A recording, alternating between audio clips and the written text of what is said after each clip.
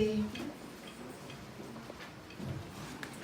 une femme, une sœur, une amie, un enfant que j'aime beaucoup. Elle va nous parler un peu du secret un peu. Qu'est-ce qu'elle a retenu quand on parle du secret d'une femme de qualité? Elle pense à quoi? Alléluia. Je le vite quand elle avance, ma sœur Inès. Nous acclamons le nom du Seigneur. Nous acclamons le roi des rois. Nous acclamons notre Dieu. Quand elle avance, nous allons connaître, quand on parle des secrets d'une femme de qualité, pour elle aimer parler de quoi? Hein, ma sœur, tu veux parler de quoi? C'est ce que nous tous nous sommes suspendus. Sois béni.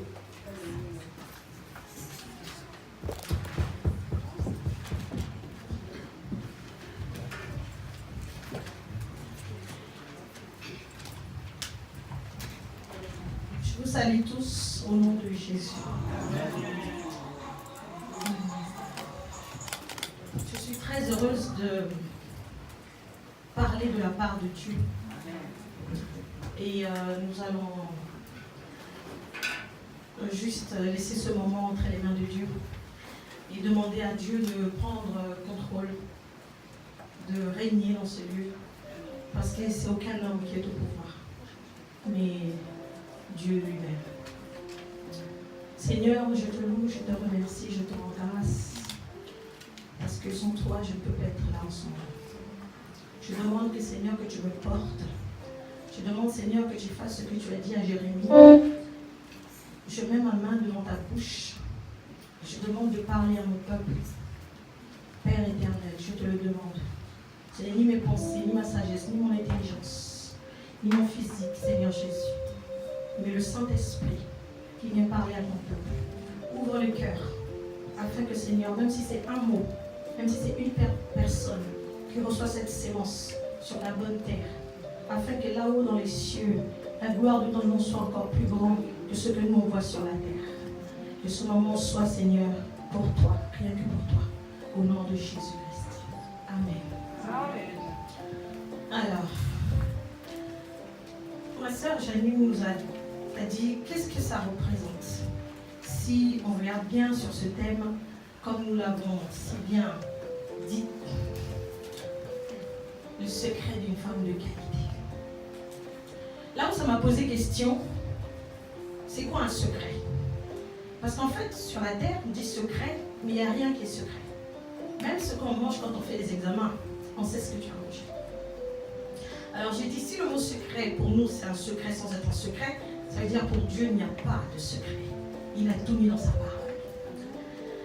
Je voulais, dans cette histoire, par rapport aussi à mon témoignage, j'ai regardé partout dans la Bible, il y a une femme qui m'a tout particulièrement séduite, c'était Ruth. Vous connaissez l'histoire de Ruth.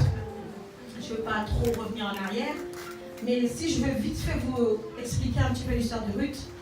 Ruth, c'est une Moabite, comme vous le savez. Et si vous regardez bien dans Genèse 19, Ruth est issue de l'inceste. C'est la première fille de Lot qui a fait boire son père et qui en a abusé de son père.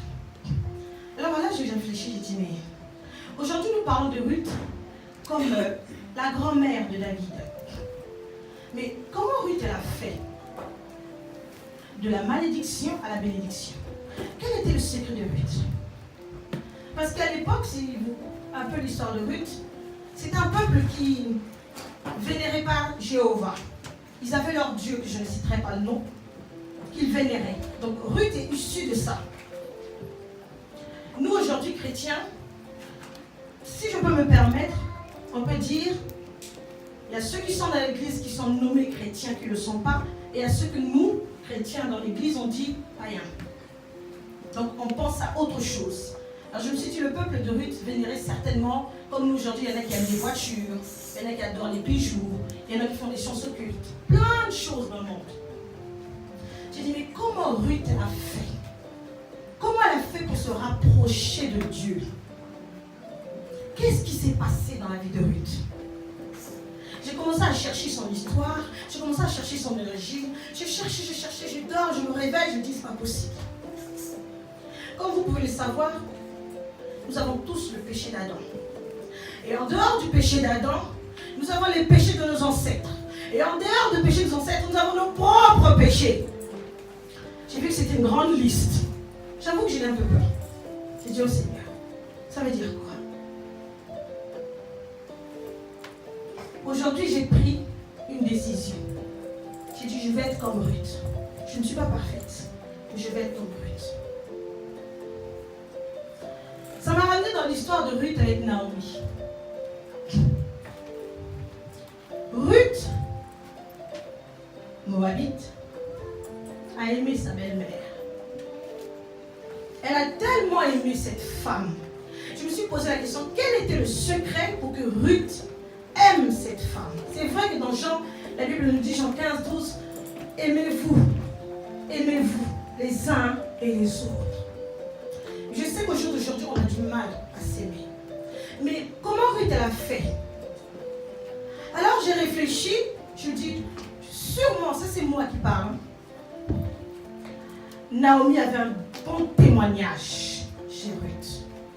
Naomi a parlé à Ruth de son Dieu. Elle lui a parlé de Bethléem. Elle lui a expliqué qu'elle était de la tribu de Juda. Elle lui a raconté toute cette histoire, parce que si vous regardez bien l'histoire, Ruth était une femme qui était près de sa belle-mère. Alors le premier secret, s'il faut parler de secret, de Ruth que moi j'ai retenu, c'est l'amour. Je ne sais pas si vous avez remarqué que l'amour est quelque chose de simple, mais compliqué. On néglige le mot, ah je t'aime, tu m'aimes, ah moi aussi, ça va. On néglige. La Bible nous dit que l'amour pardonne tout. Mais on a du mal à passer du degré de l'amour qui pardonne tout à le vrai pardon réellement. On a du mal. Quel est cet amour authentique que Naomi a témoigné à Ruth? Quel est cet amour simple et si vrai pour que Ruth puisse s'accrocher à sa belle-mère? Elle a fait une déclaration, nous allons aller dans la parole de Dieu, dans Ruth 1. S'il vous plaît.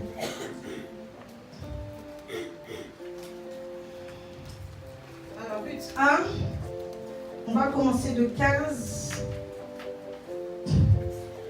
je dirais à 18.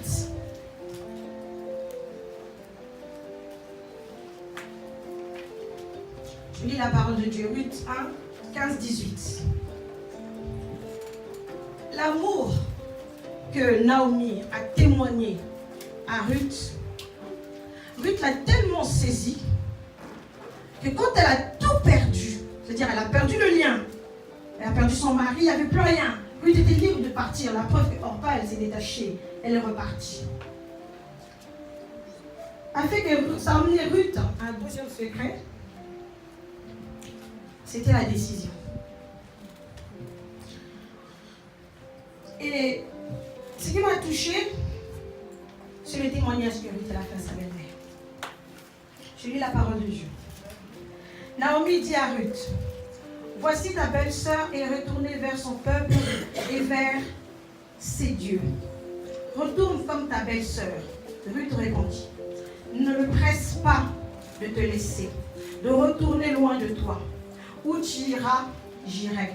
Où tu demeureras, je demeurerai. Ton peuple sera mon peuple. Ton Dieu sera mon Dieu. Ah, qu'est-ce que j'aime cette phrase. Ruth, elle a dit, ton Dieu sera mon Dieu. Et c'est là où j'ai compris que la décision de Ruth venait juste de s'accomplir. Elle a pris une décision. Elle a dit, ton Dieu sera mon Dieu. Du fait qu'elle a vu que Naomi avait un comportement extraordinaire, elle a vu ses défauts. On est tous des humains. On est d'accord? Mais elle a vu que cette femme dégageait quelque chose d'extraordinaire. Elle a dit, ton Dieu sera mon Dieu. Et à ce moment-là, que Ruth l'a déclaré, elle a coupé les liens de l'inceste qui est de ses arrière-pères. Elle a abandonné les dieux de Moab. Elle a pris une décision. Elle a pris une décision. Souvent quand on prend une décision, on hésite. On part, on revient. On croit que c'est facile. Mais non, Satan, il s'en amuse.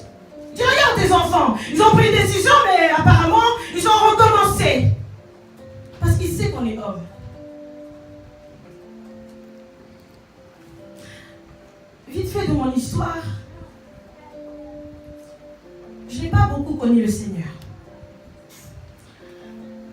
J'ai connu mon mari très jeune. Je ne suis pas du même pays que mon mari. Encore, vous pouvez l'imaginer. On a du mal déjà à admettre le nord et le sud. Quand les Bretons veulent s'assembler avec les Marseillais, c'est difficile. Nous, c'est des deux pays différents. Ouais, c'est côte à côte. Ma mère a dit non. Pas question. C'est un Zaïrois. Je n'en veux pas de ma lignée. Je veux un blanc. C'était difficile. J'ai persévéré. Je remercie la France, cette terre, parce que du fait de la distance, ça m'a permis de le rencontrer même si ma mère n'était pas là. Et je remercie le Seigneur pour ça. Il y a une chose que j'ai retenue sur cet homme. Il m'a dit une chose. Inès, je ne te ferai pas de mal, parce que tu es ma soeur. Je ne voudrais pas que si ma soeur aille dans un mariage et qu'un homme lui fasse souffrir, dis à ta mère que je veux m'occuper de toi, que je prendrai soin de toi. Si elle veut, je vais acheter un avion. Comme ça, tu vas prendre l'avion, tu vas directement aller la voir quand tu veux. J'attends toujours cette promesse. Mais il y avait quelque chose qui me touchait, c'est cet homme. C'était sa simplicité.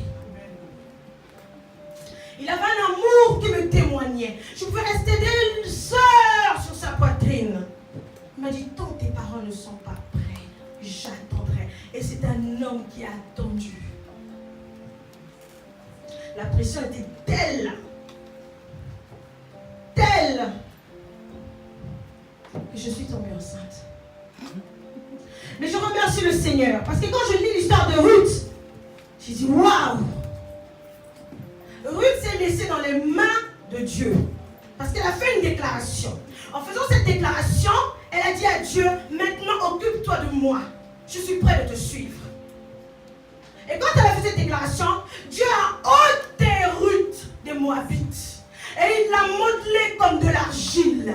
Afin que tout ce que nous recevons aujourd'hui soit déversé dans ce vase pour que nous puissions le recevoir aujourd'hui. La naissance de mon fils, ça a été, on va dire, quelque chose de difficile pour ma famille. Mais pour moi, c'était la décision de ma vie. Je ne pouvais pas accepter ni concevoir de ôter cet être qui respire en moi. Mais c'était la porte pour que je puisse aller vers cet homme, que je trouvais une paix, une joie.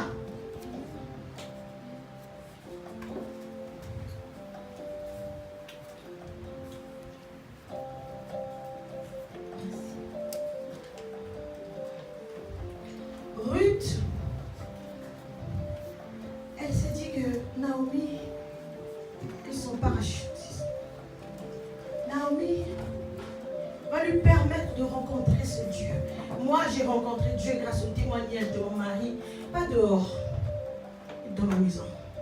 On va faire 25 ans au mois de juillet. Il ne m'a jamais tapé. Il ne m'a jamais engueulé.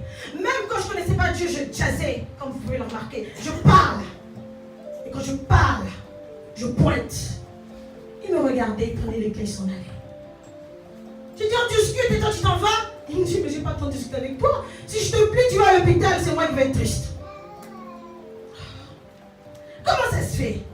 Avec les années, il priait, il m'a ramené à Dieu.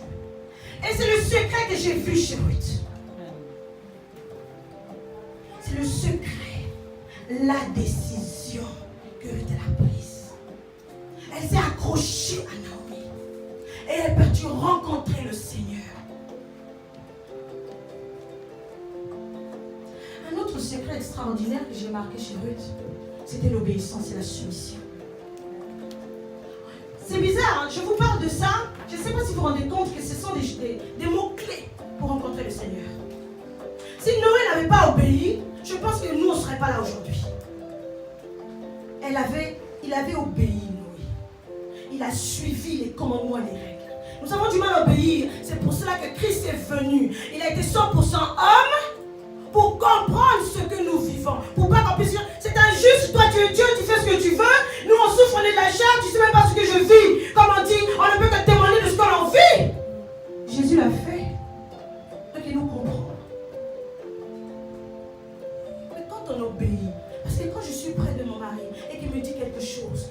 retour, je murmure. Quand je reviens, j'ai dit, mais il avait raison. Inès, va lire ta Bible. Mais il y a 15 ans, c'était impossible. Je ne pouvais pas lire ma Bible. Aujourd'hui, j'ai fait une pièce chez moi. Ou quand je prie, il me dit, bientôt tu vas me dépasser. J'ai dit, mais encore, alors là, je tiens bien à te dépasser parce qu'il n'est pas question que je reste derrière. Oui, je tiens à le dépasser. Et je persiste, mais par la grâce de Dieu, je veux le dépasser. Amen. Même s'il me dépasse, je vais encore le dépasser jusqu'à l'élèvement. Et ça, c'est parce que quand il parlait, je l'écoutais. Il m'arrive à des moments, quand je suis fâchée ou quand je ne me sens pas bien, ou je suis triste, quelqu'un me dit quelque chose, j'étais partie en 3 quarts de tour. Oh, ça ne me dérangeait pas, même si tu me tapes, c'est pas grave pour moi. Mais ça m'arrive 2 fois. Aujourd'hui, j'entends le son du voix de ma mère qui dit, Inès, tais-toi. Dans ma tête, Inès, ici c'est pas bon. Ne dis pas ça. Ne fais pas ça. Si c'est le Saint-Esprit qui guide cela, il passe par le chemin de cet homme qui est un exemple pour moi. Alors j'ai compris que l'obéissance de Ruth était le mot clé. Aujourd'hui, on a du mal à obéir. Ah, je veux faire plaisir à Janine. Pourquoi faire? Tu ne fais même pas plaisir à Dieu. Tu ne fais même pas plaisir à Dieu. Ça vous arrive quand vous êtes chez vous de prendre une feuille, d'écrire ce qui est bon et ce qui est mauvais de vous? Vous devrez le faire et le relire à haute voix. J'ai dit bien à haute voix. Je suis méchante ou je suis gentille? C'est un exercice qui te met en question. Qui tu sers? As-tu fait le choix? As-tu pris la décision? Tu obéis à qui? À Baal ou à Dieu? Le vrai Dieu, Jéhovah. Parce que tout ce qui est en dehors, c'est qu'on fait quand même de l'autre Dieu. Ces derniers temps, j'étais beaucoup menacée de mon témoignage. J'ai persévéré. J'ai pleuré. J'ai dit, Seigneur, pourquoi? Je parle de ma propre famille, mes enfants. Pourquoi, Seigneur? Pourquoi? Qu'est-ce que j'ai fait? Qu'est-ce que j'ai fait? J'ai rappelé à Dieu que tu m'as racheté. Si on regarde dans l'histoire de Ruth, Ruth a été rachetée derrière Naomi par Boaz qui avait le droit de rachat. Et quand j'ai réfléchi à ça, j'ai dit, waouh, ça c'est un secret. Jésus-Christ m'a racheté à la croix. Mais pourquoi je ne mets pas ça en pratique? Pourquoi je ne réalise pas la grandeur de ce Dieu qui m'a racheté au prix de sa vie? Regardez bien l'histoire de Ruth. Boaz a fait les choses correctement. Quand Ruth a obéi à sa belle-mère, elle est venue au niveau des pieds de Boaz pour lui dire, tu as le droit de rachat sur moi, je suis ta servante. Il a dit quoi? Il ne l'a pas touché. Il a dit, reste là, attends, il y a un autre avant moi qui a le droit. Donc il dit, attends, je vais le demander. S'il refuse, je prends ce droit-là. Jésus-Christ dans le jardin de Gethsemane a dit, Père, il avait peur, il était angoissé, il n'y arrivait plus. Père, ça c'était la chair qui parlait. Papa, je fais comment? Je fais quoi?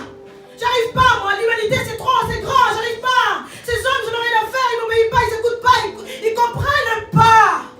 Papa, je fais comment? Après il a dit que cela soit selon ta volonté. Mais c'est ce que Boaz a fait. Quand il a suivi les règles de la tribu de Juda, il a eu le droit de rachat sur Naomi et le terrain, et Ruth était dedans. Et à ce moment-là, Ruth était libre. L'ignorance est partie, la connaissance est venue, la malédiction est partie, la bénédiction est arrivée. Aujourd'hui, on peut citer Ruth parmi les femmes de qualité, car c'est la grand-mère de David, le lion de la tribu de Juda.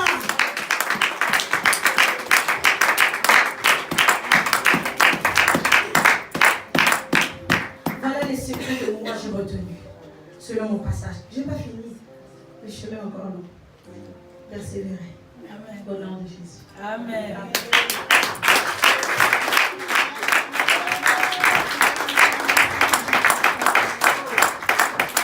Sois béni. Tu parles bien. Hein? Tu parles bien. Je n'ai pas fini, mais ça attendra. Il y a plusieurs réunions qui viennent. Oui, on aura vraiment l'occasion. Dieu te bénisse abondamment. Elle nous a parlé de points qui sont clés. L'obéissance, l'écoute et cette femme qui était exemplaire. Alléluia. Amen. Une belle-mère exemplaire. C'est vrai qu'il n'y en a pas beaucoup. Hein. Qui fera cette belle-mère parmi nous?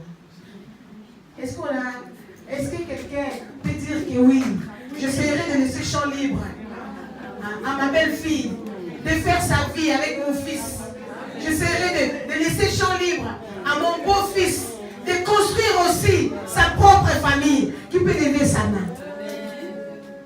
C'est une bénédiction. Alléluia. Amen. Alors quand tu as la grâce de tomber sur une femme comme ça, comme on a eu un jour la grâce de connaître, paix à son âme, nous pouvons dire que c'est des exemples pour nous. Alléluia. Amen. Elle a donné un très très bel exemple qui était vraiment, qui a poussé cette jeune femme qui avait tout perdu. Sa vie, son mari, sa famille. Elle n'avait plus rien du tout. Mais une belle-mère auquel la route devait se séparer. Mais parce qu'elle avait ses secrets de qualité.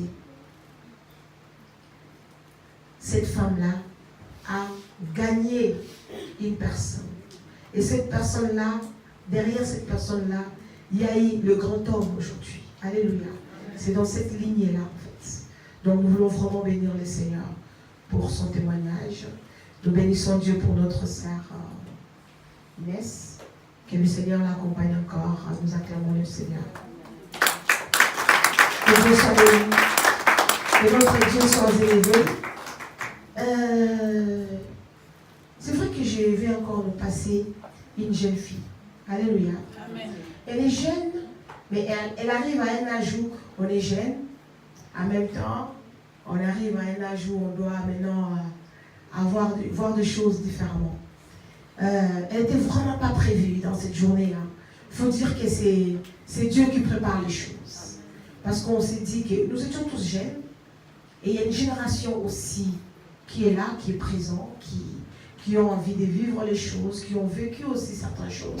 Parce que nous pouvons dire que nous venons aux réunions de sœurs, les réunions de maman, mais ne manquons pas à dire que nos jeunes enfants ont aussi leur expérience. Alléluia. Amen. Un enfant qui vient à la maison, qu'il ait 10 ans, qu'il ait 15 ans, il a quelque chose. Elle a quelque chose à dire. Alléluia. Amen. Elle a ses propres expériences qui nous poussent, nous les parents, de s'asseoir et d'écouter pour apporter notre aide. Alléluia. Amen. Nous allons faire venir une jeune fille, une jeune femme.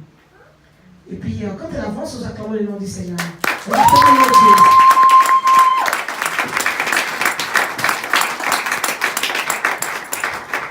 Elle s'appelle Tisha, pour ceux qui ne connaissent pas. Sœur Tisha. Alléluia. Amen. Que le Seigneur soit béni. Je voudrais honorer tout d'abord les servants du Seigneur. Amen. Soyez bénis. Amen. Vous êtes beaucoup, mais je vous aime beaucoup aussi. Amen. Je voudrais remercier le papa de la maison, Pasteur Eli, qui n'est pas là. Mais je sais qu'à travers les vidéos, il verra ce moment. Que le Seigneur vous bénisse aussi pour votre présence. Et je bénis aussi la présence du Saint-Esprit. Est-ce qu'on peut acclamer la présence du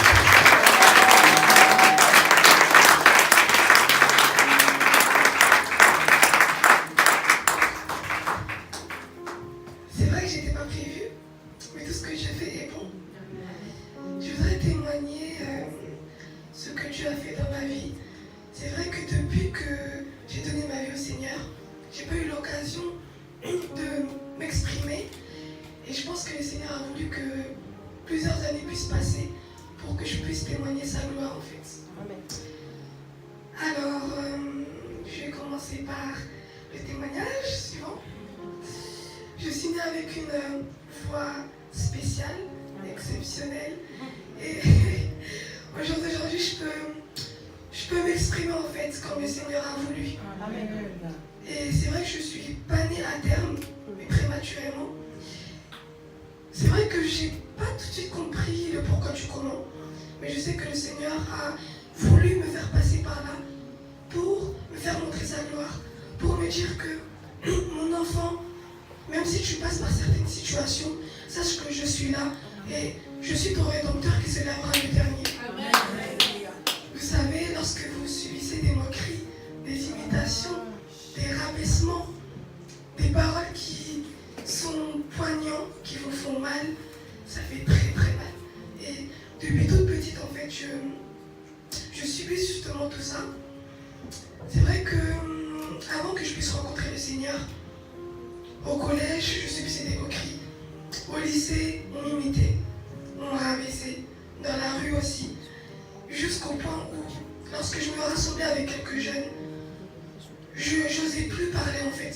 Parce que je savais que les paroles que les personnes qui me verraient allaient m'impacter en fait. Et je rentrais à la maison, je pleurais. Je rentrais à la maison, j'étais triste. Mes parents n'étaient forcément pas au courant, ma famille non plus. Mais j'étais tellement mal que je me suis dit, Seigneur, j'ai pas voulu cette voie. J'ai pas voulu passer par là, mais je sais que tu as un plan pour moi. Je te connais pas. Je sais juste qu'il y a un Dieu. Mais je sais que il y a quelque chose qui est réservé pour moi. Et je me rappelle qu'un jour, j'étais au lycée. Et les mercredis, à la crèche, on n'avait pas cours en fait. Et ce mercredi-là, j'étais à la maison. Et j'entendais en fait que j'étais née prématurément, mais je ne savais pas le pourquoi du comment. Du coup, je vais voir maman et je lui dis, mais explique-moi ce qui s'est passé réellement. Et elle m'explique, c'est vrai que le témoignage est assez long, je ne vais pas m'attarder dessus. Mais en gros, le Seigneur m'a sauvée en fait. Parce que j'allais y passer, maman allait y passer, ou toutes allaient y passer. Alors, quand j'ai su ce témoignage-là, j'ai supprimé toutes les chansons de Trace TV, toutes les chansons de MCN, tout ce que vous pouvez voir à la télé. Je les ai désactivées. Et je me suis dit, Seigneur, si tu m'as sauvé, c'est que tu peux sauver d'autres enfants dans la santé. Si tu m'as sauvé moi, c'est que tu peux faire au-delà de mes pensées. Alors, par ces moqueries-là, je me suis dit, bon, tel tu es, tel je suis. Tu as subi des moqueries. Sur le chemin du calvaire, on t'a craché dessus. On s'est moqué de toi. On t'a calomnié. Mais Seigneur, j'ai dit, tel tu es, tel je suis. Alors, les moqueries que je subissais au jour d'aujourd'hui, je les accepte. C'est vrai que aujourd'hui, je travaille dans un hôpital et j'en subis encore en fait. Mais ça ne m'impacte pas autant qu'avant. Parce que je sais qui je suis. Je sais que je suis la fille du roi des rois. Je sais que je suis la fille du roi des rois. Et je sais que le Seigneur a prévu moi. Je voudrais passer un message à quelqu'un. Je ne sais pas par quelle situation tu passes. Je ne sais pas si tu es déstabilisé par certaines situations. Je ne sais pas si ta morphologie te dérange. Je ne sais pas si ta voix te dérange comme moi, ça me dérangeait. Je ne sais pas quelle situation, quel obstacle tu passes, mais je sais qu'il y a quelqu'un qui a payé le prix. Il y a quelqu'un qui a payé le prix et qui est là pour toi, qui est là pour te sauver, qui est là pour faire en sorte que tu puisses témoigner comme moi aujourd'hui. Amen. Nous allons prendre la parole du Seigneur. Nous allons aller dans Galates 5, verset 22.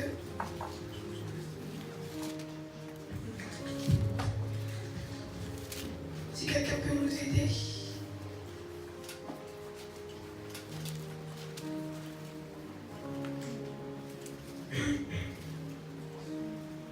Galates 5, 22.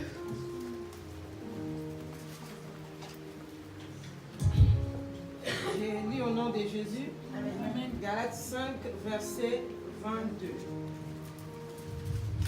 Mais les fruits de l'esprit, c'est l'amour.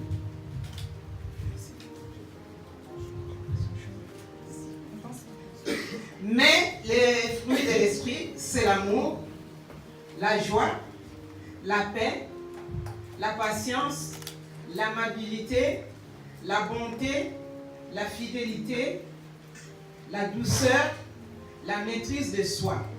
La loi ne condamne certes pas de telles choses. Je continue. Merci, maman. Amen. Amen. Alors, tu ne peux être une femme de qualité si tu ne commences pas par remplir les conditions, des caractéristiques de l'homme de qualité qui est Jésus.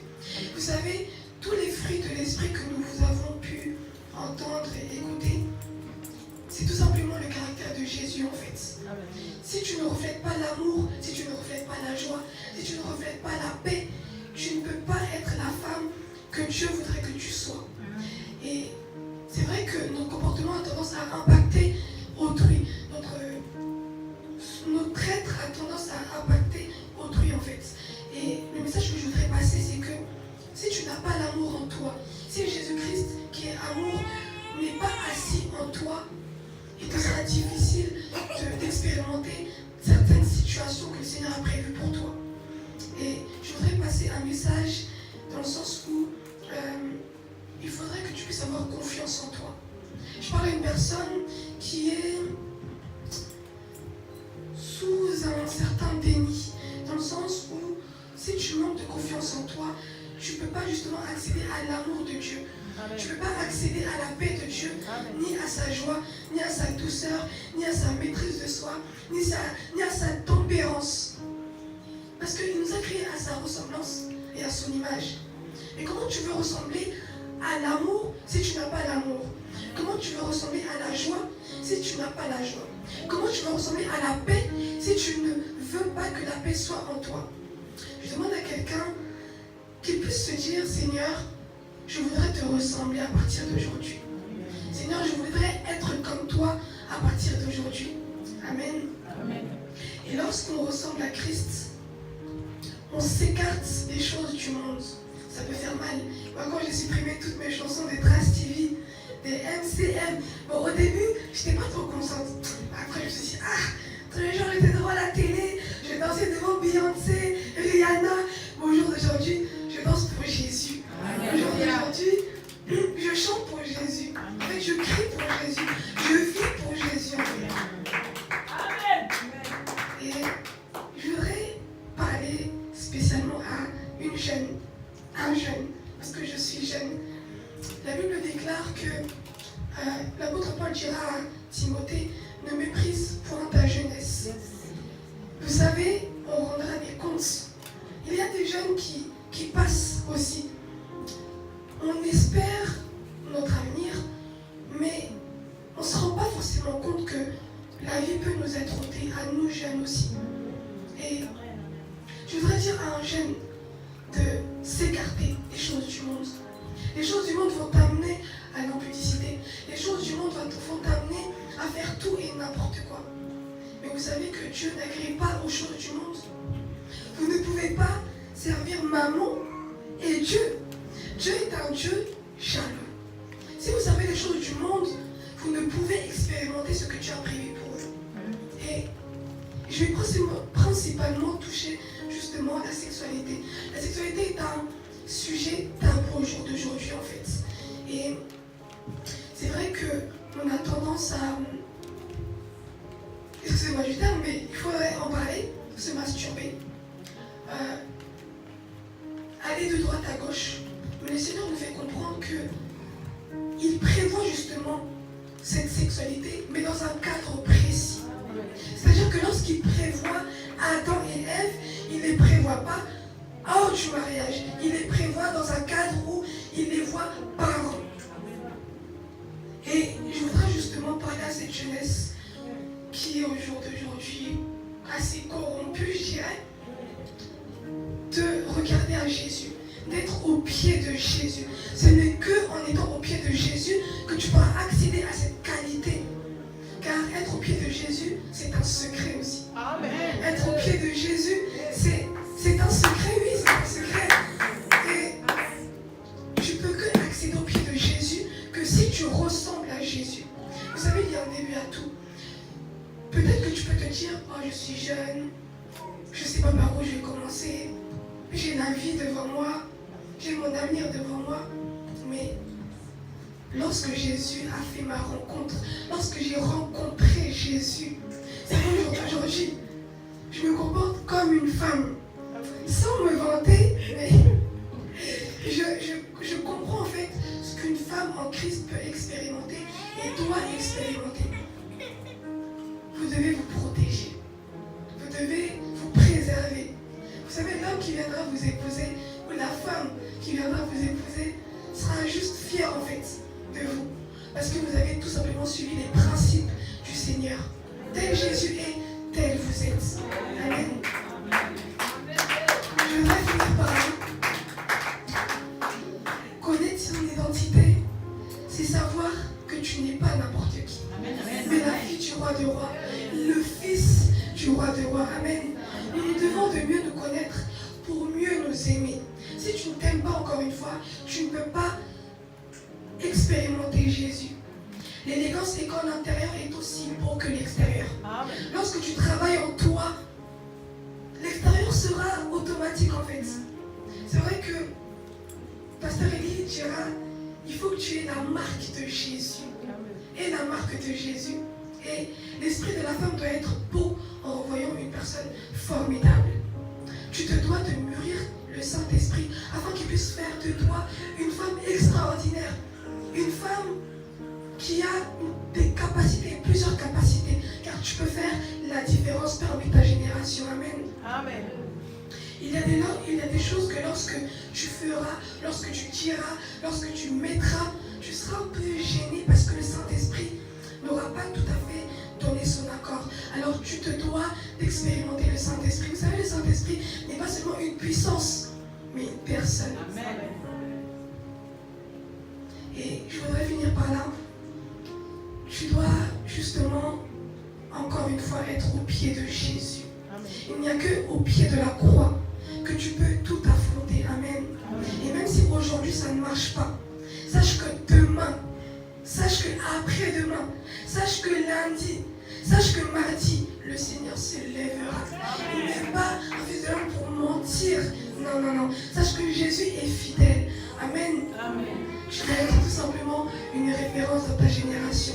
Jeune femme, sois une femme en Christ. Amen. Amen. Que Dieu vous bénisse. Amen.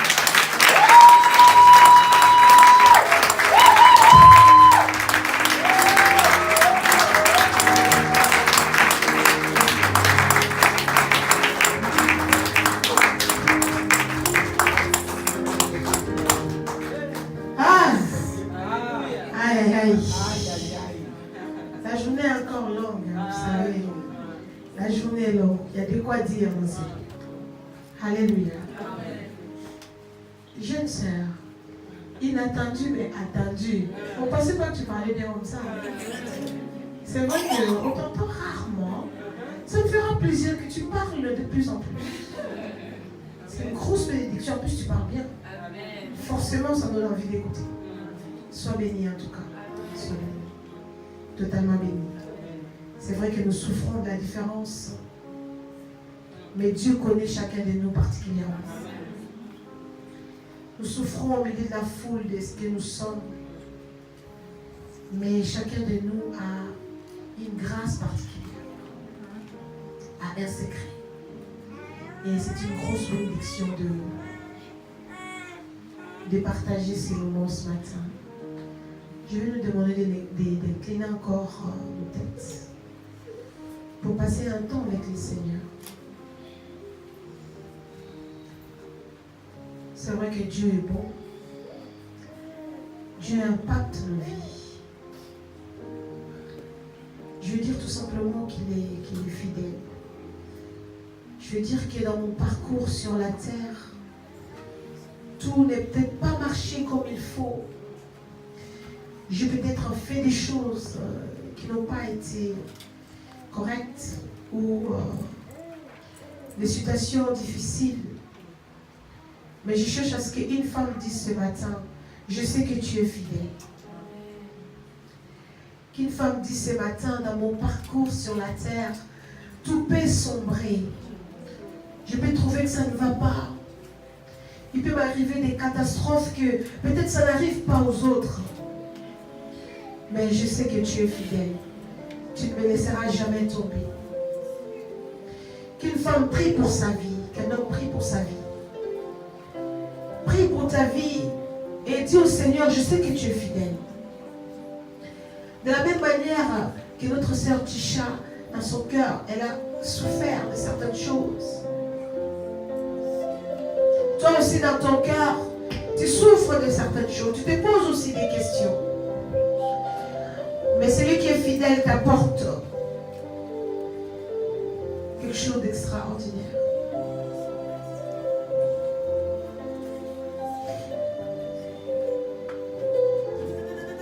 Dans mon parcours sur la terre, tout peut sombrer. Dans ma marche pour le ciel, tout peut sombrer. Et si la peur met des doutes sur ma route, alors sur ma route je chanterai. Tu es fidèle dans mon parcours sur la terre. Tout peut sombrer. Dans ma marche pour le ciel, tout peut sombrer. Et si la peur met des doutes sur ma route, je chanterai, tu es fidèle. Oui, dans mon parcours sur la terre, tout peut sombrer. Dans ma marche pour le ciel, tout peut sombrer. Et si la peur met des doutes sur ma route, je chanterai, tu es fidèle.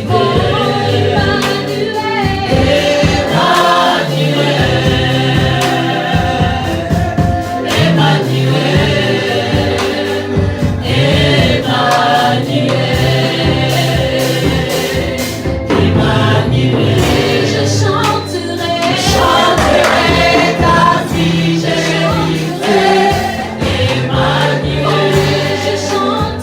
je chanterai ta fidélité. Emmanuel, je chanterai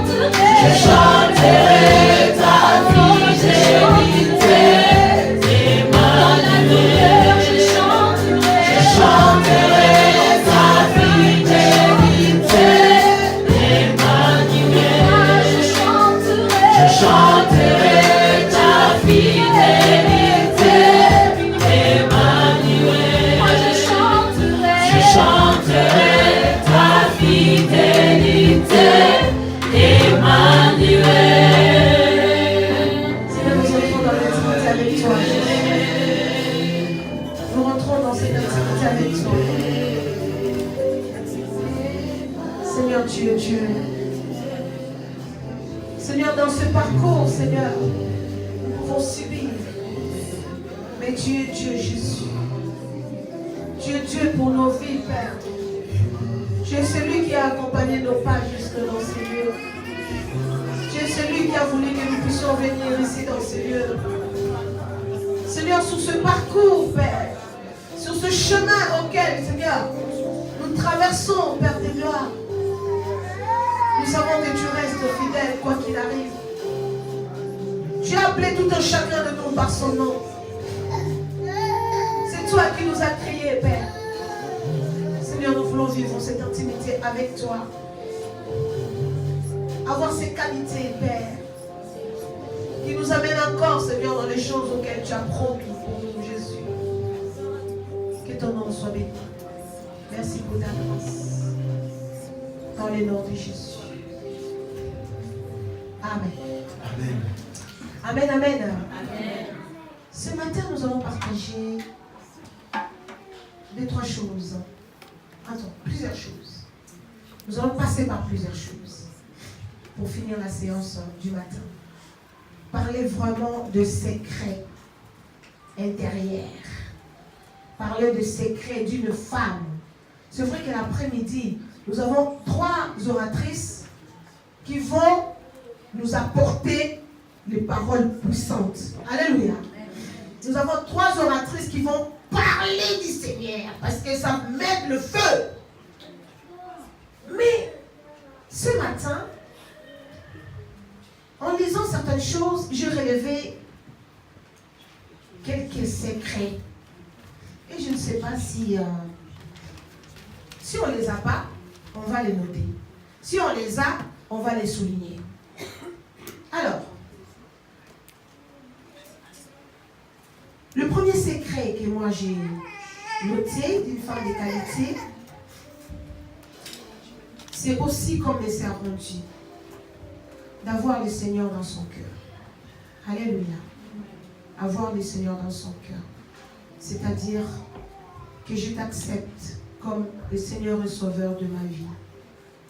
La Bible me dit dans Apocalypse 3, verset 20, je me tiens à la porte. Voici, je me tiens à la porte et je frappe. Tout ce que nous sommes en train d'entendre, tout le temps que nous passons dans la prière, c'est le Seigneur qui est en train de frapper à la porte de nos cœurs. Alléluia.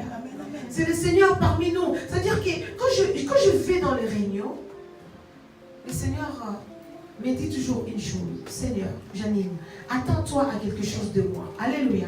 Donc je suis là comme ça. Quand j'entends une parole qui est pour moi, j'attrape, je le note, je le souligne et je marque en dessous. Je dis, Seigneur, là, tu m'as vraiment parlé. Alléluia. Il y a plusieurs choses, mais chacun de nous sortira avec quelque chose de particulier. Avoir le Seigneur dans son cœur, c'est ça qui te poussera à changer plusieurs choses dans ta vie. C'est ça qui te poussera à vivre une vie avec le Seigneur. C'est tout simplement dire à celui qui se tient à la porte qui frappe. Je vais nous le dire parce que je connais le verset par cœur. Je marche avec. Un jour, j'ai ouvert aussi ma porte. Alléluia. Et de ce jour-là, on ne s'est jamais plus quitté avec le Seigneur de mon cœur. Il m'a dit, Janine, je me tiens et je frappe à ta porte. La porte qui est ton cœur. Si tu entends ma voix, moi Dieu, et tu ouvres la porte, j'entrerai chez toi. Alléluia. Amen. Je serai dans ton cœur. Que tu sois sous la mer, je serai. Que tu sois dans la vallée de l'ombre de la mort. C'est-à-dire que quand même tu traverses des situations. Alléluia. Quand même que tu es bien. Quand même que je t'ai béni, je serai avec toi. Quand bien même que ça ne tourne pas rond, cette nuit-là tu n'as pas dormi, je serai là avec toi. Alléluia. Est-ce qu'on peut partager? Ah oui, c'est vrai que l'heure du croissant est passée. Hein? Bientôt on va manger. Ah, est-ce que quelqu'un veut un croissant avant de manger? Parce que c'est vrai qu'il fallait qu'on partage les croissants à 10h. Mais on est tellement rentré dans ces témoignages de Tisha et Inès. Est-ce que quelqu'un veut un café? Est-ce que quelqu'un veut une canette, quelque chose comme ça? Parce qu'on mange à midi et demi. Hein.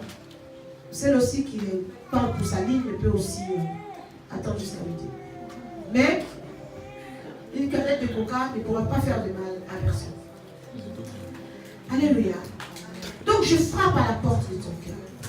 C'est ça le secret. Donc à la fin, après cette réunion que nous avons jusqu'à 18h, s'il y a quelque chose qui t'aura touché, tu feras une prière avec moi. Alléluia. Amen. Tout simplement pour que tu acceptes le Seigneur dans ton cœur. Alléluia. C'est une prière qui tient en 2-3 lignes seulement.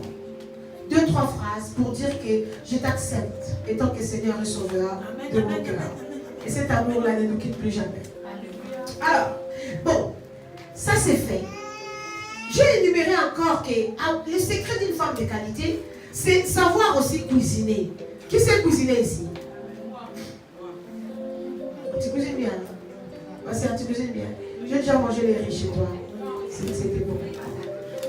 En fait, on cuisine pas seulement pour le mari. Mais c'est un bonheur de cuisiner. Oui, je sais. Tu cuisines bien aussi, hein? Toi, tu fais aussi des fruits, des salades coupées petit. Je reconnais ta main là-dedans.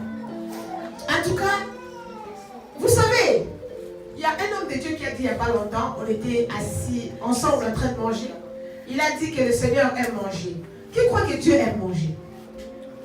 Il s'est passé quelque chose. Les jours où Sarah, Dieu a promis un enfant depuis des années et des années. Abraham. Il a dit à Abraham, je te donnerai une postérité. Alléluia. Bizarrement, les jours où ça s'est passé, Sarah a terminé de donner à manger aux hommes qui sont passés chez eux. Je ne sais pas comment Sarah préparait. Je peux vous dire que ça devait être quelque chose. Il faut que je vous donne les versets pour que vous les notiez. Genèse 18, que nous irons lire à la maison. Genèse 18, du 1er au 10e verset. Alors, qu'est-ce qui s'est passé avec Sarah? L'homme de Dieu, Abraham, a vu les hommes passer devant chez lui. Alléluia. Il les a invités, il a dit ne passez pas comme ça. Venez manger, venez rester un peu chez moi. Alléluia. Sous sa tente. Et il est parti dire à sa femme Sarah, Sarah, fais-moi une belle sauce. Mets les oignons, mets les tomates, mets tout dedans. Et ramène, ces hommes vont manger. Alléluia. Amen. On n'a pas beaucoup d'hommes ici. Papa, est-ce que vous aimez de la bonne sauce? On aime bien la bonne sauce. Ça fait l'affaire. C'est-à-dire que ces hommes, quand ils ont bien mangé, en tout cas, moi, je nous conseille de savoir préparer. Moi, j'ai déjà pris beaucoup de recettes. Je sais qu'il y a sur Internet, mais il y a une dame aussi que je suis partie chez elle par faire violence, qui m'a appris à préparer quelque chose que je ne savais pas. Elle est parmi nous. Mais si je cite encore, elle va dire encore, tu as cité. Je vais laisser, je ne vais pas citer. Donc, du coup, ils sont arrivés, ils ont mangé chez Sarah. Alléluia. Amen. Et le Messie a dit, la même époque. L'année à la même date. Vous aurez un enfant, un fils. Alléluia. Amen. Ce fils-là attendu. Vous savez les mamans, nous devons exercer l'hospitalité. Amen. Alléluia. Faites-le de bon cœur. Même quand tu es à la maison avec ton mari aussi, c'est une bénédiction. De faire un bon repas. Nous savons qu'il y a beaucoup de maris cuisiniers maintenant. Quand tu te lèves, il prépare, tu es tranquille, tu dors, tu te lèves, tout est fait. Mais un jour, tu se lèves, il trouve que la table est dressée. Ça fait du bien. Alléluia. Amen. Préparer, dresser la table. Tout simplement avoir du temps pour le temps. Parce que le temps là derrière te donne un cadeau en plus. Alléluia. L'homme se reste tellement souriant, tellement gentil. Qu'est-ce que tu veux? Je ne vais pas me promettre l'avion comme on a promis à ma soeur Inès qui n'est jamais venue. Mais ça serait déjà bien une chose, ça serait déjà intéressant. Alléluia. Amen. Donc je dis que le secret d'une femme de qualité, c'est savoir préparer. C'est savoir faire la table. Alléluia. Amen. Ne pas préparer la va vite. Oui, je sors. Mais avoir du temps un jour. Tu dis, je vais faire du bien à mes enfants. Alléluia. Amen. Ils aiment ça. Je vais leur faire du bien. Et une femme qui était bien plus maligne, qu'on a répondu au nom de Rebecca, elle l'a fait pour la bénédiction de Jacob. Alléluia. Il a dit, je vais lui préparer les bons plats. Va donner à ton père, quand il va manger, il va te bénir. Donc, qu'est-ce que je retenais encore? Que le secret d'une femme de qualité, bon là, comme ma sœur Tisha a bien expliqué, c'est une catégorie. C'est dans sa chambre et dans son lit. Alléluia. Une femme qui s'occupe bien de son mari, ça fait du bien. Je voudrais qu'on enlève ce qu'on appelle le relation intime, qu'on enlève ça dans les comptes du péché, quand on est dans ces cadres-là du mariage. Alléluia. Qu'on enlève ça comme si c'était un corvée, comme si c'était mauvais. Dieu a trouvé que toute chose était bonne. Bonne à manger, bonne à savourer. Non, je suis fatiguée.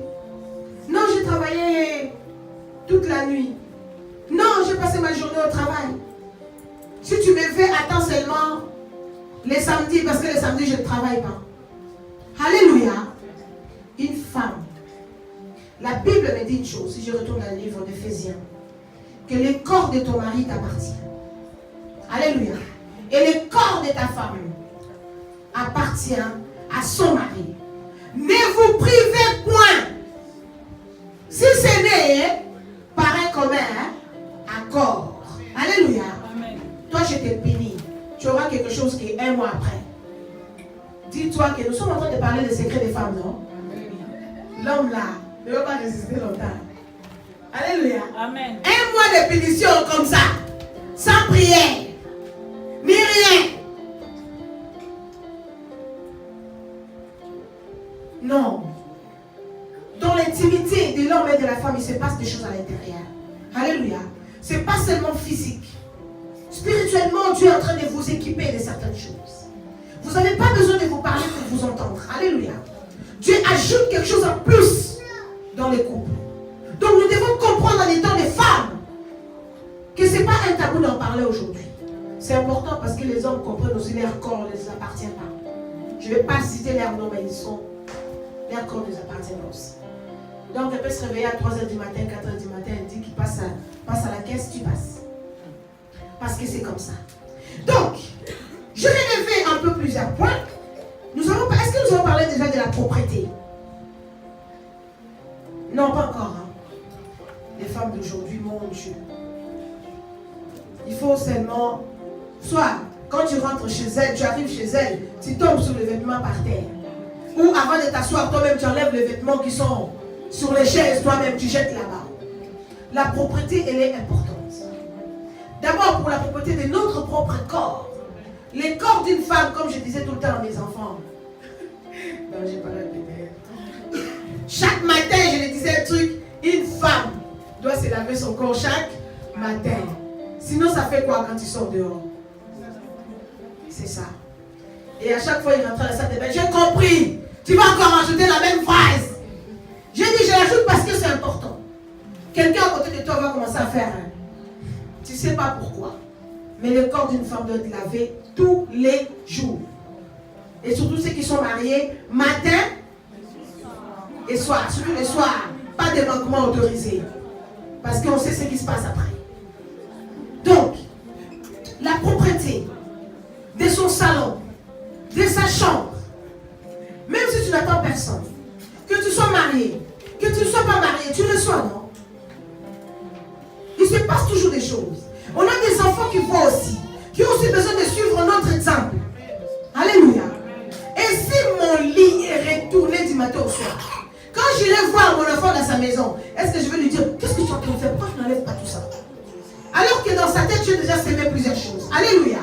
C'est-à-dire que ce sont des choses auxquelles nous devons mettre en pratique. La propreté, elle est importante. Si ce n'est pas un secret, vous me dites, on est en train de le partager. Hein? Vous pouvez me dire. Si, non, ça c'est pas trop un secret. Mais moi je crois que c'est un secret. Parce qu'avec mes enfants, mes garçons, quand ils étaient encore petits, les autres quand encore tout petits, on regardait par la fenêtre quand papa arrivait. Alléluia. Et on commençait à courir. Dimitri, toi tu enlèves ça. Kevin, toi tu enlèves ça. Et tu chacun aller par là. Et on débarrassait tout. Tout le monde était aux aguets. Et quand papa ouvre la porte, tout est nickel. Les enfants, les vêtements changés. Parce qu'attention, un homme peut rentrer à la maison dès qu'il prend son enfant, il est tout sale. Tout sale, les oignons sur le papa, l'huile sur la tête. On va se dire que c'est un bonheur. Mais en même temps, il faut qu'il soit à l'aise. Alléluia. Tout est devenu. Ça, c'est parce que j'ai des enfants, non? C'est les enfants qui ont fait ça. Non. Une maison sale, ça passe pas. Excuse-moi, que tu aies des enfants ou pas. Alléluia. Et tout le monde courait. Et puis on enlevait tout, et puis tout le monde. Bon, on va tous s'asseoir, le papa arrivait. Tout était nickel. C'est pas parce qu'il était dictateur, mais on voulait lui faire du bien. Alléluia. Comme moi, quand je rentre chez moi, des fois je fais comme ça, mais quand j'arrive, je trouve que mon mari a encore fait nickel chrome parce que lui met les gens, il balance la maison, il retourne. Quand tu arrives, même ton placard, tu as peur à toucher. Tu te dis, mais pourquoi tu as rangé aussi bien? Moi-même, je pouvais mettre la main, je connais mon bazar. Comment ça se fait que choses. Mais ce sont des attentions qui sont importantes et qui maintiennent un couple, qui maintient une famille. Alléluia. Je me rappelle encore, je venais de me marier au pays, mon mari était ici. Un jour, je suis partie au travail, j'ai trouvé ma belle-mère qui a nettoyé ma chambre, lavé, mis chaque chose à sa place. Elle m'a acheté des vêtements, elle a déposé sur mon lit. Elle a acheté les poudres, le tout. Même si ça ne me correspondait pas à tous les poudres qu'elle a achetées. Mais l'intention était là. J'arrive, je rentre dans la chambre, je dis, mais qui peut faire un truc pareil? Elle me dit, Janine, c'est moi. Tu es partie travailler, alors j'ai tout fait pour toi. C'est un bonheur de voir des choses comme ça. Est-ce qu'on se fait encore entre nous faire une petite table pour ta soeur qui est à côté de toi? Alléluia. Et voir Stéphanie me dire, Janine, viens, il y a une canette de coca bien fraîche pour toi. Ça me... Ah, merci ma soeur. Alléluia. C'est un bonheur de se faire des attentions. Voilà. Bon, alors, qu'est-ce que j'ai retenu encore? Parce qu'on va aller vite. On a un gros truc encore à voir ensemble. Une femme intercesseuse. Est-ce que vous savez que ça existe? Là, nous allons dans 1 Samuel 1, du 1er verset au 28e verset. Une femme intercesseuse. C'est-à-dire qui prie pour les autres. Qui prie pour ses enfants. Qui prie pour sa maison. Je veux nous dire que nous sommes des gardiennes. Nous sommes des gardiens de nos familles. Parmi les secrets, c'est une femme qui se lève pour prier pour son enfant, pour prier pour sa vie, pour prier pour son avenir, pour prier pour son prochain. En même temps, je mettrai encore Proverbe 31 du 10e verset au 30e verset. Nous allons noter tout ça parce qu'on a du boulot à la maison. Alléluia. 1 Samuel 1 du 1er verset au 28e verset. Proverbe 31, 10e au 30e verset. Qui trouvera une femme vertueuse? Alléluia. Qui trouvera cette femme qui a tellement de valeur, qui a tellement de secrets? On nous dit que c'est cette femme-là qui sera louée. Tu veux que les gens t'acclament? Tu veux que tes enfants un jour se lèvent, disent que c'est une bonne personne? Tu dois avoir les secrets d'une femme de qualité. Priez pour tes enfants. Oui, quand je vois Anne, celle qu'on appelle Anne, elle est partie ces jours-là au temple, implorer le Seigneur pour sa vie. Elle était stérile. Alléluia. Elle a pleuré à Dieu. Elle a parlé à Dieu. Dieu a vu l'état de son cœur. Parce que ce qui compte, c'est vraiment le cœur. La disposition. Et le Seigneur a opéré. Cette femme-là a fait un vœu. Quand elle a eu son enfant, elle a dit, cet enfant sera pour toi, le Seigneur. Alléluia. Amen. Puisqu'elle avait donné son cœur, elle avait pris des résolutions. Je veux que dans cette réunion, en sortant, qu'une personne puisse prendre des décisions, comme ma sœur a dit. Des résolutions de dire que voilà, je prendrai les temps. Dans ce monde qui est tellement comme ça. Prendre le temps, se réveiller seulement comme ça, pour je me réveille, je pars. Je viens, je dors. C'est chaud, je vous dis franchement. Porter ton avenir, porter ta famille, être une femme intercesseuse. Est-ce que quelqu'un peut le marquer et travailler sur ça? Intercesseuse, qui prie pour sa famille, qui prie pour sa vie, qui prie pour les autres. En tout cas, si je commence à aller loin, ça va être carrément chaud. Parce que nous n'avons pas beaucoup de temps. Nous devons aborder un sujet qui nous tenait vraiment à cœur cette année sur la solitude. C'est ça, hein? Hein, maman? Nous voulons parler de la solitude. Parce que nous avons longtemps pensé que la solitude appartient seulement quand tu es seul. Et il y a plusieurs solitudes. Tu peux être seul et être comblé. Tu peux être aussi marié et être comblé. Mais nous voyons que la solitude, pour les personnes seules, pour les personnes qui vivent avec d'autres personnes, leurs conjoints, ça reste un problème sérieux et que ça nous touche. Ça nous touche. Ça nous touche tous à un moment donné de la vie. Donc, maman prière. Nous aborderons encore une autre partie, ça sera les pardons. Nous essaierons d'aller vraiment vite pour qu'à 30, après les croissants, nous puissions savourer un petit quelque chose qui est concocté pour cette occasion. Alléluia. Où les femmes comme Sarah ont mis la main à la pâte. Maman, est-ce que tu peux nous expliquer ça? Pour toi, la solitude, qu'est-ce que tu en penses? La solitude. Soyez bénis. Amen. Soyez bénis. Amen. Aujourd'hui, c'est une grande journée. C'est une grande journée. Et on va acclamer la présence du Saint-Esprit.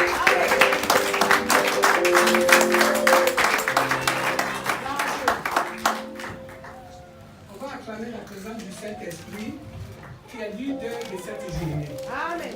Il est le leader de cette journée. Alléluia. Amen. Soyez bénis. Chacun particulièrement. Amen. De cette église. On a toute la journée. Donc, toute la journée, chacun doit sortir restauré. Amen. On doit te restaurer par le Saint-Esprit.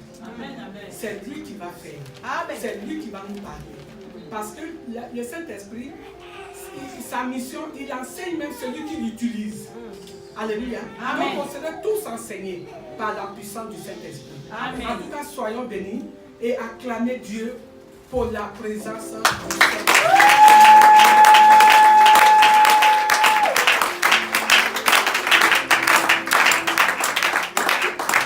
Si à chaque fois les conférences, c'est devenu une habitude, ou les conventions une habitude, ou bien, ouais, bon, on doit remplir les formulaires. Non, non, ce n'est pas. Ce n'est pas, on ne doit pas remplir les formulaires, de dire aujourd'hui il y a une convention, on va aller pour augmenter le nombre des activités de l'église. Non. Les conventions, ça doit être quelque chose où Dieu apporte un plus dans notre vie. Amen. Regardez ce matin comme ça, samedi. Non, vous avez mis Dieu en priorité. Amen. Et rien que pour ça, le Seigneur, son cœur est content. Amen. Alléluia. Amen. Parce qu'on pouvait faire autre chose. Mais Dieu, il est la priorité. Amen. Il est l'essentiel. Amen. En tout cas, je vous bénis. Amen. Donc, toute une journée, on a toute une journée aujourd'hui où Dieu va vraiment nous bénir. Où on parle de la qualité. La qualité, on ne naît pas avec une qualité. Alléluia. Amen. La qualité s'acquiert. S'acquiert. Alléluia. Amen. Mais ça ne s'acquiert pas aussi n'importe où. Mais la qualité s'acquiert au fur et à mesure. Et il n'y a pas d'âge pour être qualifié. Amen. Alléluia. Amen. On veut parler de la solitude. C'est quoi la solitude?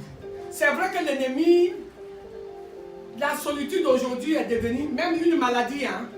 Parce que de la solitude, on a la dépression. La solitude est un élément très très dangereux. Alléluia. Amen. Ça peut être dangereux dans un autre sens, mais quand on a la qualité de Christ, cette solitude-là n'est plus un problème. Alléluia. Amen. La solitude, on dit, c'est une situation d'une personne qui est seule. Alléluia. De façon momentanée ou durable ou momentanée.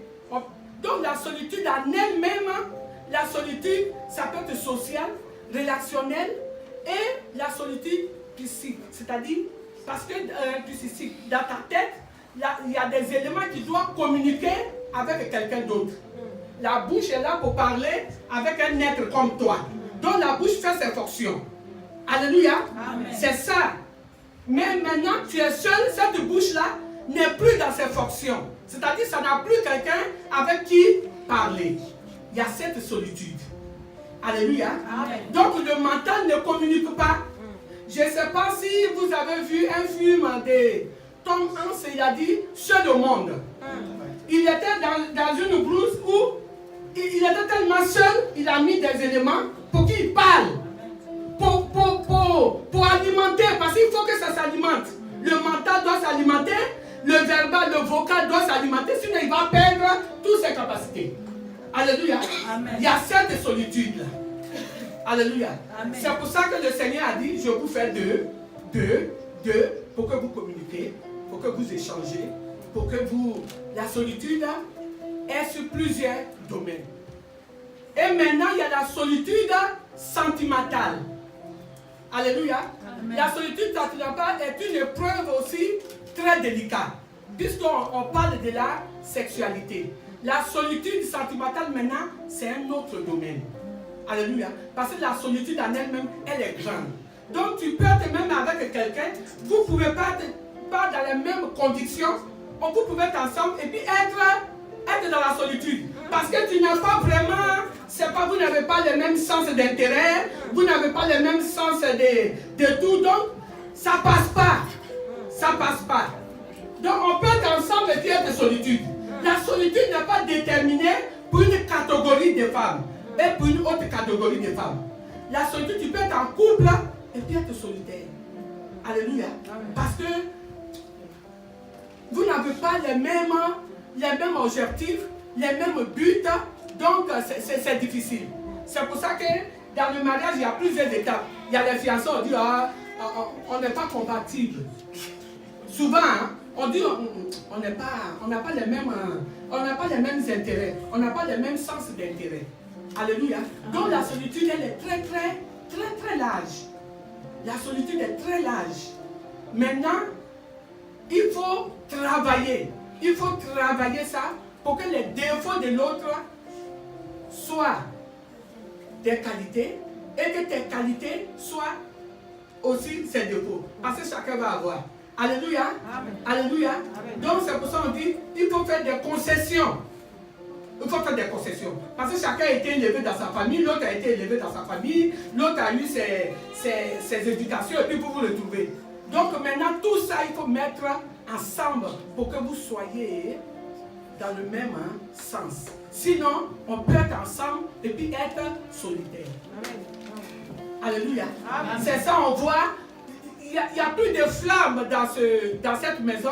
Il n'y a plus de goût dans cette maison. Chacun est dans son coin. Ce n'est plus ça. Alléluia. Même quand tu rentres comme ça, tu sais que cette maison, ça ne va pas. Alléluia. Tu sais que ça ne va pas. On n'a pas besoin de te dire, mais tu sais que ça ne va pas. Mais quand ça va, même dès que tu rentres devant la porte, tu vois déjà que ça va très bien. Alléluia. Amen. Donc les femmes de qualité doivent tout faire aussi pour voir le défaut de l'autre. Alléluia. Pour le travailler. Pour le travailler son défaut, pour que son défaut-là rentre dans ce que tu veux de lui en qualité. Amen. Alléluia. Amen. Et toi aussi, travailler tes défauts, c'est pour ça qu'il faut parler. Qu'est-ce que tu aimes, qu'est-ce que tu n'aimes pas. Il y a des étapes, qu'est-ce que tu aimes, qu'est-ce que tu n'aimes pas. Maintenant, on dit, hier j'ai fait ça. Donc la solitude, elle est très, très large. Alléluia. Amen. Alléluia. Amen. Et il y a la solitude sentimentale. Alléluia. Amen. La solitude sentimentale, elle est très, très, très, très, très délicate. Parce qu'on est constitué avec des organes. Alléluia. La femme est constituée avec des organes. Donc dans ces organes, elle a des parties, il y a l'ibidose. Alléluia. Il y a cette ibidose qui a besoin d'être aussi alimentée. Alléluia. Parce que Dieu a créé la sexualité. Ce n'est pas divin, c'est dans la sexualité que le monde a été produit. Donc la sexualité est une chose très, très importante. Ça donne même le bien-être de l'homme ou de la femme. Ça fait partie. Alléluia. Amen. Alléluia. Amen. Et aujourd'hui, l'ennemi travaille beaucoup dans ça. Dans cette partie de la solitude, qui est la solitude sentimentale sexuelle. Alléluia. Amen. Alléluia. Amen. Mais Dieu aussi a mis des règles dans cette solitude. Alléluia. Amen. Dieu a mis des règles dans cette sexualité. La sexualité, elle doit en avoir. Parce que je ne peux pas prendre une cuvette dans la maison directement et puis la mettre des assiettes dans la cuisine, dans la salle de bain. Les assiettes doivent être dans la cuisine. Donc chaque chose doit être à sa place. Et la femme qui a connu la sexualité, qui a été épargnée par la sexualité et qui se retrouve maintenant seule. Alléluia. Amen. Là, il y a un problème. Alléluia. Amen. Parce que tous ces membres fonctionnent.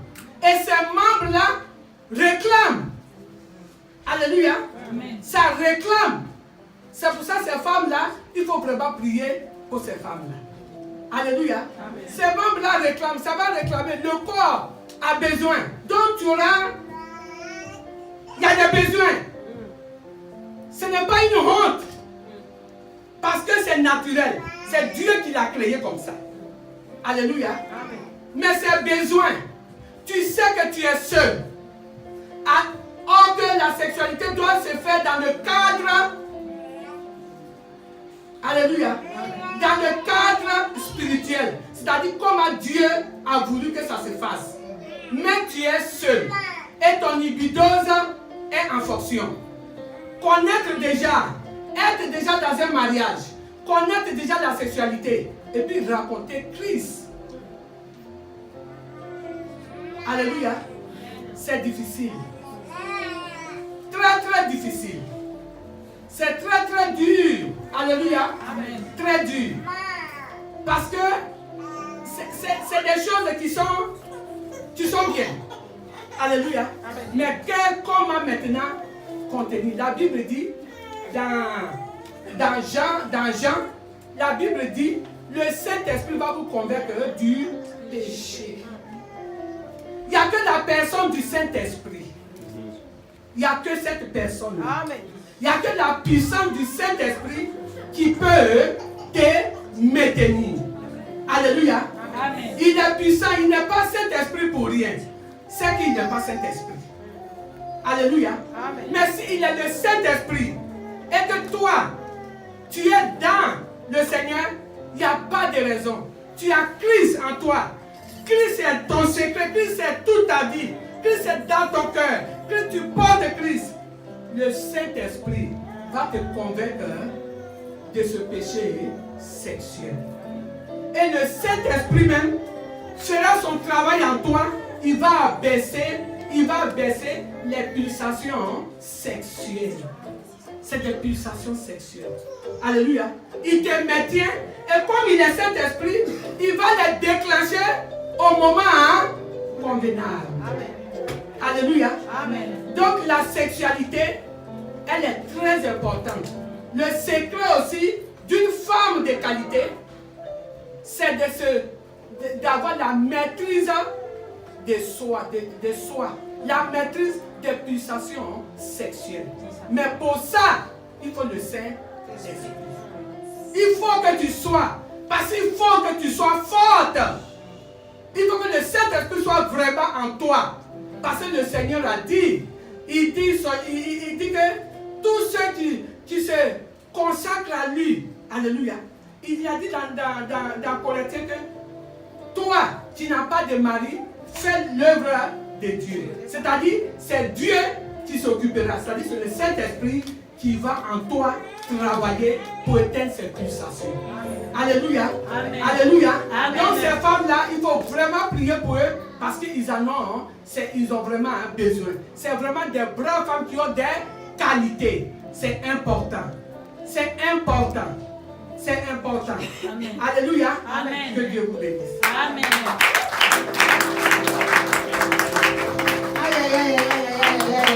Maman, un grand merci. Je vois que les documents sont là, mais merci. Je vois qu'il y a de quoi dire. Il y a de quoi dire. Mais Dieu a réservé pour tout un chacun de nous dans ces lieux une personne qui lui est totalement réservée.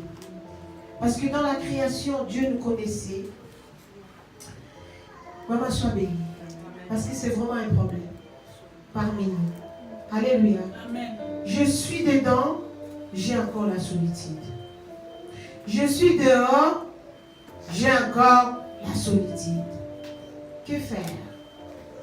C'est Dieu qui est notre moteur. C'est lui qui nous aide quand je me sens seule. Le Saint-Esprit vient combler nos cœurs. Ce n'est pas l'amour d'un homme, ce n'est pas l'amour d'une femme, mais c'est l'amour de Dieu. Sentir que Dieu m'aime au-delà de toutes choses. Que je sois en couple, que je ne sois pas en couple. Je sais lui qui m'a aimé le premier, qui a versé sa vie, donné sa vie à la croix pour moi. Alléluia. C'est une grâce. Rajoutez notre qualité vraiment pour aller vers la fin. Une femme qui a le secret des qualités, c'est une femme qui ne regarde pas tout le temps en arrière. Alléluia. Si j'avais fait ça, et si j'avais pris telle décision, et si je m'étais comportée comme ça, et si, c'est bien de regarder derrière parce que ça te permet d'avancer. Mais le plus important, c'est regarder devant pour aller plus loin. Alléluia. Amen. Ce que nous avons fait jusqu'à aujourd'hui, la Bible nous dit, Dieu ne tient pas compte du temps de l'ignorance. C'est l'avenir qui compte. Dieu a réservé une vie extraordinaire pour toi, pour moi. Ne dis pas que j'ai échoué pour mes enfants. J'ai échoué dans ma vie. J'ai échoué pour mes études. J'ai échoué dans mon mariage. Voilà. Cette femme-là, dans le livre de Jean 4, la femme samaritaine, Christ lui a dit, tu as eu 5 maris, mais tous ces maris ne sont pas pour toi. Mais elle a rencontré le Seigneur des armées. Alléluia. Nous avons, chacun de nous a commis des erreurs dans sa vie. Mais celui qui est le réparateur de brèches, c'est le Seigneur. Celui qui a le mot de l'avenir, c'est Dieu. Voilà un secret. Regardez devant. Être conscient de ses incapacités, de ses insuffisances. Alléluia. Et aller auprès du Seigneur. Je vais vous donner encore un passage que nous allons lire à la maison. Là, nous sommes dans le livre de Luc 7. Dans le livre de Luc 7, nous allons du 36e verset au 50e verset. Dieu nous parle de l'histoire de cette femme pécheresse, auquel toute la ville connaissait qu'elle, c'était même pas la peine. Alléluia. Amen. Dans son comportement, dans sa nature, dans la manière qu'elle était, tout le monde la qualifiait déjà. Mais pas pour Dieu. Alléluia. Tout le monde connaissait que c'était une femme pécheresse. Mais un jour, elle a entendu que Christ passait chez un homme qui s'appelait Simon. Et elle est partie. Je ne sais pas si on connaît cette histoire, mais je vous prie d'aller le lire à la maison. Cette femme a entendu que le Seigneur venait. Elle a pris son pot de parfum. Alléluia. Elle est entrée dans cette maison-là où personne ne l'attendait. Où les préjugés étaient déjà là. Où elle était déjà surnommée. Où tout le monde ne lui donnait aucun crédit. Alléluia. La personne qui l'intéressait ces jours-là, c'était le Seigneur Jésus. Elle s'est mise au pied du Christ. Elle pleurait, toutes ses larmes coulaient au pied de Jésus. Et elle essuyait le pied de Christ avec ses cheveux. En pleurant, en se disant, Seigneur, je ne peux pas. Mais toi, tu peux tout pour moi. Alléluia. Elle a pris ses parfums, elle a mis au pied de Jésus. Et les gens qui étaient là autour. C'est vrai qu'autour de toi, les gens peuvent dire, mais qu'est-ce que lui prend? Qu'est-ce qu'elle croit? Mais seul Dieu te connaît, seul Dieu connaît ton cœur. Christ a vu le cœur de ces hommes qui disaient, mais s'il savait, cette femme qui est en train de lui faire ça. Christ a vu le cœur, il a dit, mais toi, qu'est-ce que tu as fait pour moi? Alléluia. Je suis venu dans ta maison, qu'est-ce que tu as fait? Mais cette femme auquel votre cœur est en train de faire ceci, voilà ce qu'elle fait. Donc ce n'est pas ce que les gens te voient. Dieu ne te voit pas de la manière que tout le monde peut te voir. Tu as une vie avec Dieu et cette femme-là a pleuré au pied du Christ. La Bible nous dit que le Seigneur l'a regardé. Il lui a dit que tous tes péchés te sont pardonnés. Rentre en paix. Alors si nous venons devant le Seigneur, en toute humilité, en déposant tout notre cœur au pied du Seigneur, réellement le Seigneur va essuyer nos larmes. Réellement le Seigneur va nous guérir de nos blessures intérieures. Nous avons subi des viols, nous avons été maltraités dans la famille, ailleurs. Mais celui qui est capable de nous faire du bien ce matin est ici au milieu de nous. Alléluia. C'est une femme de qualité. Avoir de l'humilité. C'est être une femme de qualité. Nous allons prier Dieu. Nous arrivons, c'est vrai, qu'à notre terme, mais nous allons mettre comme nous offrons tout à l'heure et prier Dieu avant de clôturer. Je veux que tu te rapproches du Seigneur par rapport à tout ce que tu as entendu dans cette matinée. Je vais faire passer Je vais poser une question sur le pardon, vraiment avant de clôturer, excusez-moi. Je pose cette question-là à maman Julienne. Maman Julienne, pour être vraiment complet, parce que j'avais mis aussi comme secret d'une femme de qualité, le pardon. Est-ce qu'en quelques mots, tu peux nous dire ce que le Seigneur attend de nous? De la manière qu'il nous pardonne, est-ce que nous aussi, à notre tour, est-ce qu'on peut pardonner quoi? Le plus costaud, les choses les plus graves?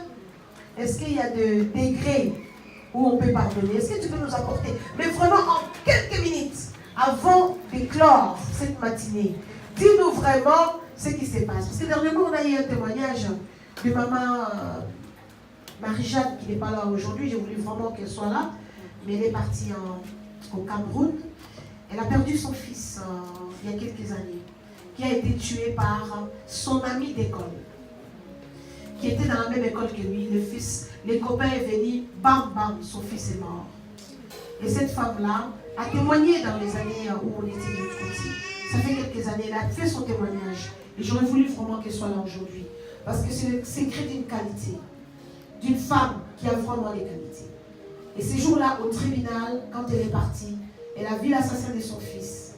Elle s'est levée, elle a embrassé ses garçons-là. Elle a vu que cet homme-là, elle a dit, je te pardonne, je te pardonne. Mais cette histoire avait engendré beaucoup de choses dans sa vie. Elle a perdu son mariage, il y a eu des troubles dans sa vie, parce que la douleur était telle que ça les a vraiment détruites dans la maison. Mais elle a eu la force, elle le témoigne et je bénis le Seigneur. Aujourd'hui, le Seigneur l'a amené encore au Cameroun, parce que c'est un témoignage auquel qui se répond de l'amour du Seigneur. Alors maman, tu peux nous dire, qu'est-ce que tu en penses? Et pour une femme décantée, est-ce que tu as déjà rencontré une situation qui était compliquée, auquel tu étais obligé de pardonner? Est-ce que nous avons 5 minutes ou 10 minutes pour écouter ce témoignage? Voilà ma soeur.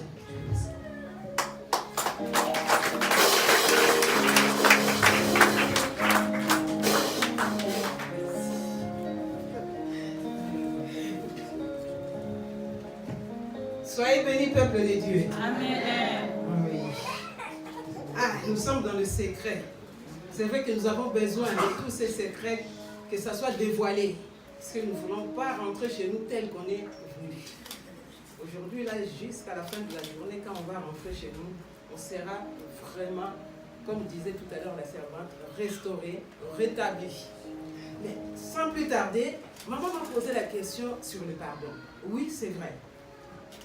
Dans les qualités d'une femme, on doit trouver aussi le pardon. Et pas seulement dans une femme, même les hommes. Puisque le pardon, cette histoire a commencé depuis le commencement. Et aujourd'hui, si on est là, c'est parce que le pardon nous a été accordé. Amen. Amen. Mais je pense que le pardon, c'est quelque chose. Le pardon, on va dire, si je vais définir le pardon, c'est seulement libérer, laisser aller, ne plus attaché, puisque quand on te fait quelque chose de mal, donc ça reste là dans le cœur, c'est à l'intérieur. Il y a la haine qui monte, il y a la colère qui monte. Et quand toutes ces choses montent, ça fait quoi? Ça bloque la personne. Quand tu vas dans les livres des Hébreux, on est en train de nous parler aussi de cette prison. Que quand ton cœur est touché, ton âme est touchée, tu mets la personne dans la prison. Mais la personne n'est pas seule dans cette prison, puisque toi-même aussi, tu es dans cette prison. Quand tu ne parles pas avec quelqu'un, ou bien quand tu ne supportes pas quelqu'un, toi-même aussi, tu te mets en difficulté. Alors, le pardon, si on peut aller en profondeur, ce n'est pas un pardon où on t'a bousculé dans le bus, ou bien au marché des trappes, ou bien des valentons, que tu peux facilement peut-être dire, bon, ou bien tu ne fais pas attention, ou bien pardon, oui, pardon madame, excusez-moi, excusez-moi. Mais là, quand le pardon, la situation prend un degré où la situation est vraiment délicate. Et là, tu dois marquer le pardon. Pourquoi? Parce que le pardon, nous les chrétiens, c'est une marque pour nous. Dans le jardin d'Éden, la relation était brisée avec le Seigneur. Mais grâce au pardon, au moyen de notre Seigneur Jésus-Christ qui a été à la croix, qui a pris ton péché, mes péchés, nos péchés, et lui qui était saint, ce jour-là, il est devenu péché à la croix. Il nous a pardonné. Donc, toi, en tant que chrétien, le pardon, c'est vraiment une marque et c'est important. Tout tout a commencé par le pardon pour que la relation soit rétablie. Alors, la situation est compliquée. Ton cœur là est bousculé. Je pense qu'avec l'expérience, puisque je suis passée aussi par des situations qui étaient très, très, très compliquées pour pardonner, mais j'étais obligée. Mais tu peux pardonner, puisque nous, on a été graciés. Le Seigneur nous a graciés.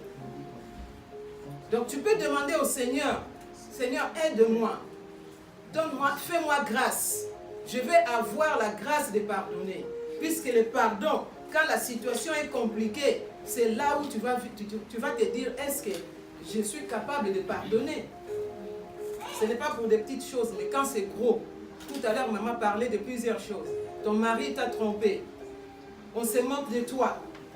Tu as des blessures internes.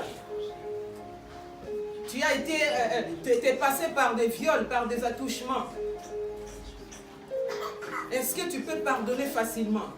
C'est à ce moment-là où tu es face à la situation, tu te dis, aïe, est-ce que je peux pardonner? Oui, tu peux pardonner. Pourquoi? Parce que le pardon construit et maintient la relation. Dieu nous a pardonné et il a rétabli la relation. Et nous aussi, dans le pardon, nous pouvons aussi. Et notre pardon influence aussi les autres. Puisque quand tu pardonnes, tu guéris tout un monde tout autour de toi et tu te guéris toi-même.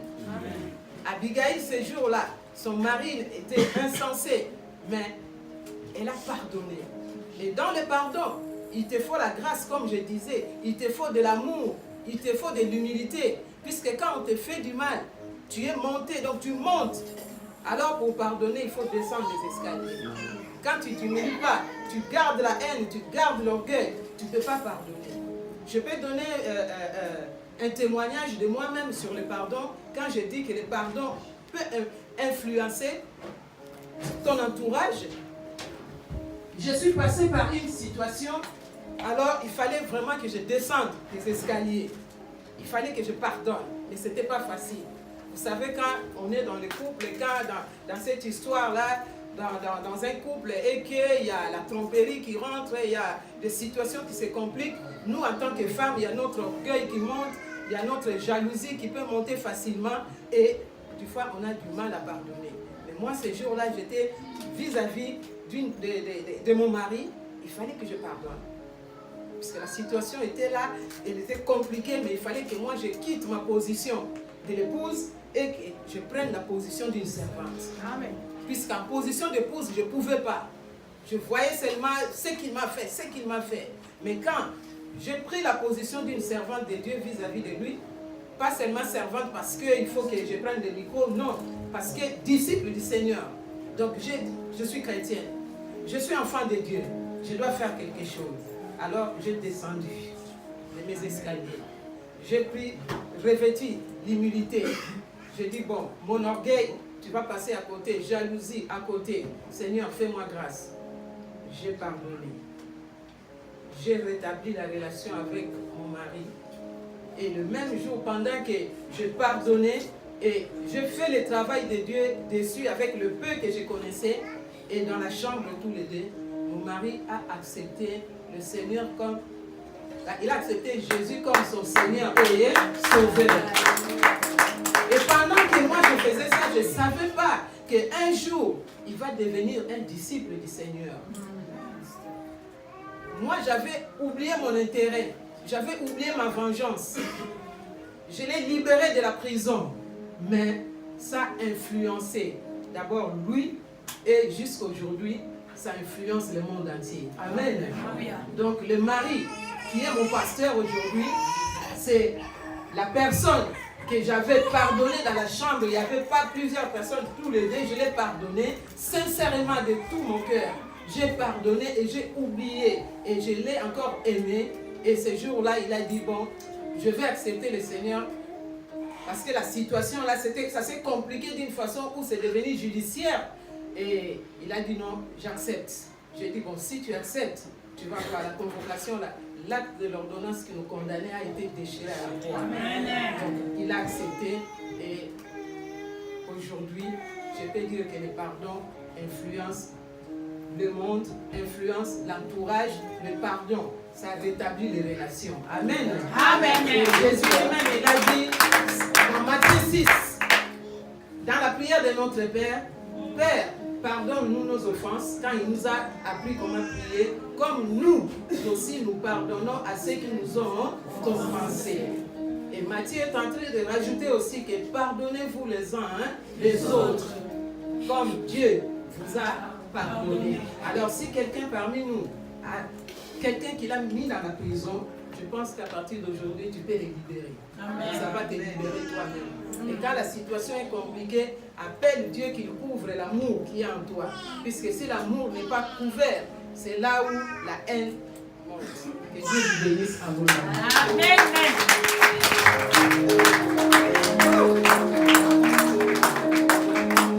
Waouh. Maman, tu as fait un travail fort. Hein? Si c'était nous, pasteur ou pas, prends tes bagages. Tu vas rattraper tes bagages par la fenêtre. C'est par la fenêtre que tu iras chercher tes chemises, tes pantalons, tout qu'on sort. Alléluia. Amen. Mais une femme sage bâtit sa maison. Proverbe 14, verset 1. Tu bâtiras ta maison de tes propres mains. Tu bâtiras l'avenir de tes enfants de tes propres mains. Tu restaureras de ta famille parce que tu es une femme sage qui connaît où sont les intérêts de Dieu et où sont tes intérêts à toi. Nous allons prier le Seigneur. Nous allons remercier Dieu pour cette matinée. Maman, tu peux avancer les paniers des offrandes. Aïe, quelle journée. Mais prie pour ton cœur déjà. Prie pour ton cœur.